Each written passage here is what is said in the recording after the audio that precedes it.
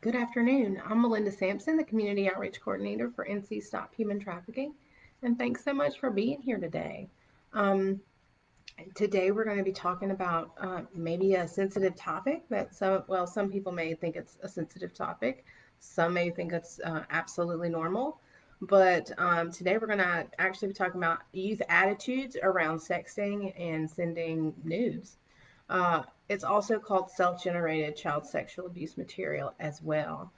So just to start off, sending nudes has become the norm among youth today, and that really shouldn't come as such a surprise. In the changing tides of how youth communicate and have relationships, um, it's clear that technology is inextricably linked to those things. So what we need to do is we need to be aware that youth do share, in fact, share explicit images of themselves, again, also known as self-generated child sexual abuse material. And it's also important to really gauge those attitudes of young people and around sending nudes and the attitudes of caregivers um, to understand the scope of the issue that we're talking about, how to address it, and some avenues of harm reduction that we can implement that work effectively within the community that the youth live in. It's really important to be aware of certain communities. In communities, for instance, that are reticent to support comprehensive sex education, addressing this issue will look much different than it would in communities that have implemented sex education curriculum that highlights consent, healthy relationships, gender sensitivity, and all of those things. So it's again, I'm just going to stress this. It is important to recognize what community the youth is living in to be equipped to address sending self-generated child sexual abuse materials effectively. And we also need to know, gauge the attitude around what the community and caregivers feel about sending nudes and sexting and those issues. So just so I'll get started a little bit with letting you know the numbers. 1 in 5 kids say that they've seen non consensually shared nude photos or videos of peers. And that is from the Self Generated Child Sexual Abuse Material Attitudes and Experiences report released by Thorn. And Thorn's an anti human trafficking organization that works to address sexual exploitation of children. And they do a lot of reports around this type of issue. So, 1 in 5 girls ages 13 to 17 have shared their own nudes. 1 in 10 boys ages 13 to 17 have shared images of themselves with 40, and this is a very important statistic, with 40% of survey respondents agreeing, the survey respondents are young people, agreeing that sending nudes is normal. These numbers really speak to the nature of the acceptability of sexting and sending nudes or sending self-generated child sexual abuse material.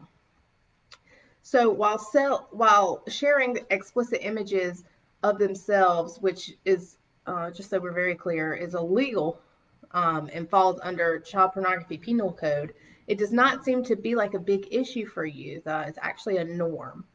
And it's actually when the images are reshared without consent or those images are coerced through grooming where the harm really does take effect. So 1 in 5 kids report, again, seeing non-consensually shared images, and 1 in 10 youths say that they have been the ones to share these images. It is what happens after those images are reshared is where the incredible harm comes in. So once those images are reshared, the young person can suffer from a lot of things: a loss of trust, self-blame, and that self-blame is stemmed from victim blaming, a victim blaming kind of attitude around this issue. Post-traumatic stress disorder, anxiety, depression, suicidal thoughts, and low self-confidence. Another aspect of self-generated child sexual abuse material is that sometimes it's produced by youth who are being groomed by online predators.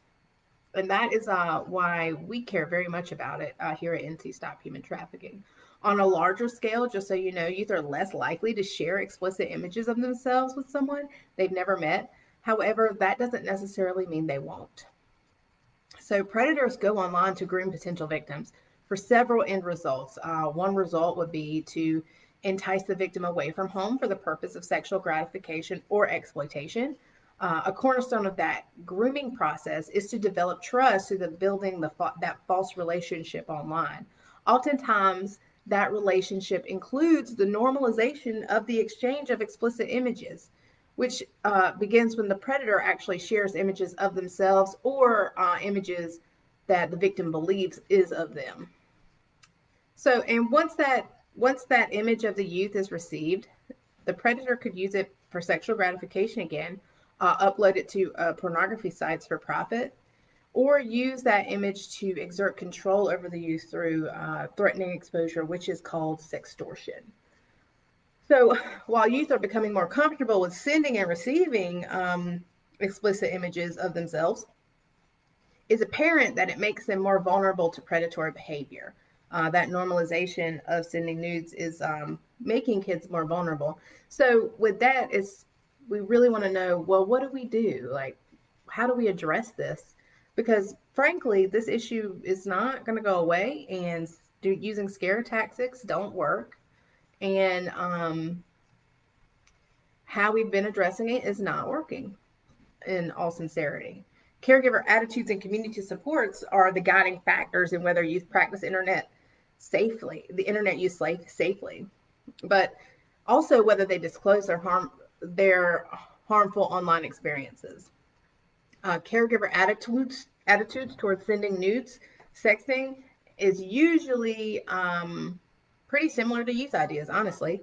So, according to the Thorne study, 26% of women caregivers have sent nudes and of themselves, and 40% of male caregivers have. So, that's also a norm among adults and caregivers.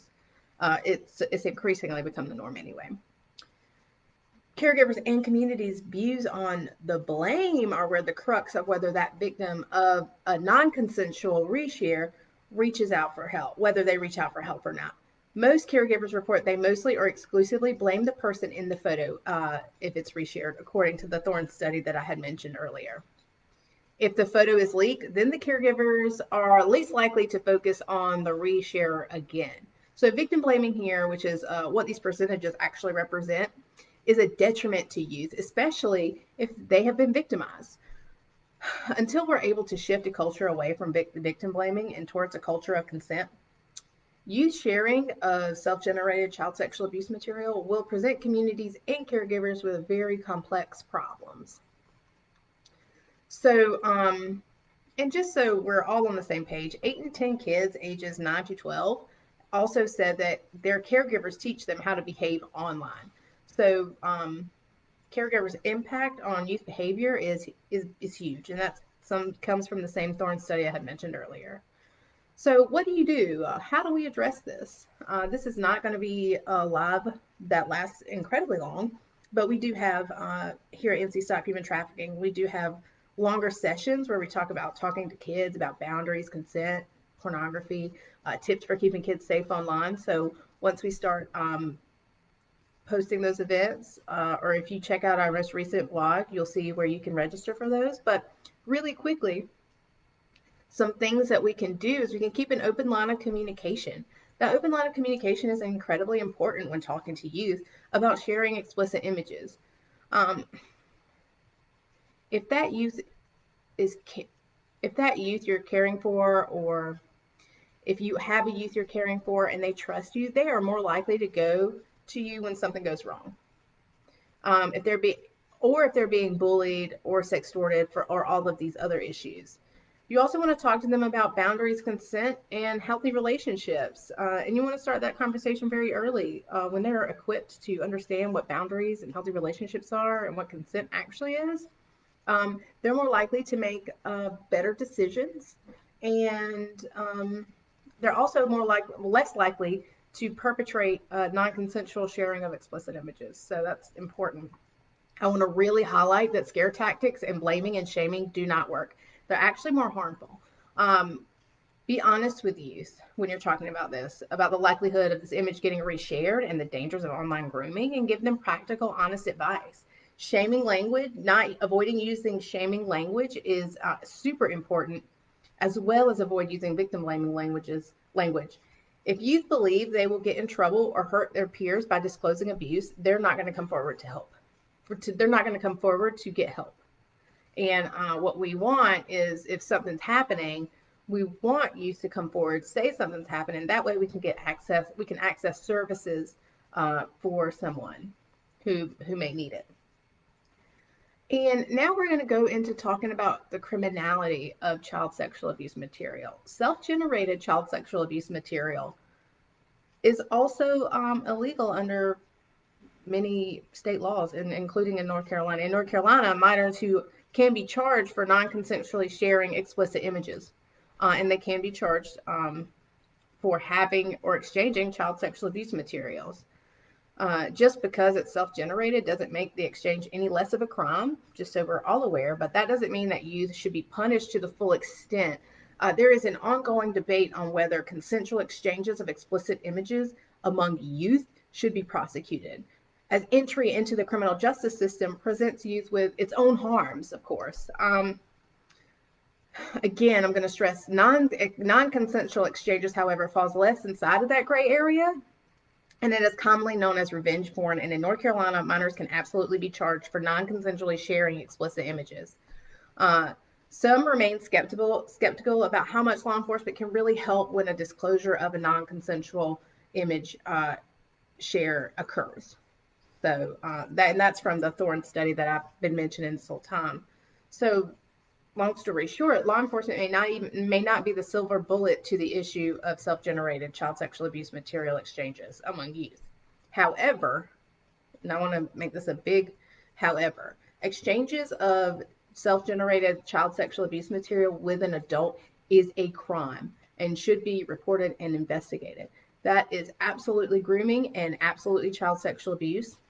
And so with that, I'm going to say, if you suspect this is happening, call local law enforcement immediately and report it to the National Center for Missing and Exploited Children at 1-800-THE-LOST or 1-800-843-5678.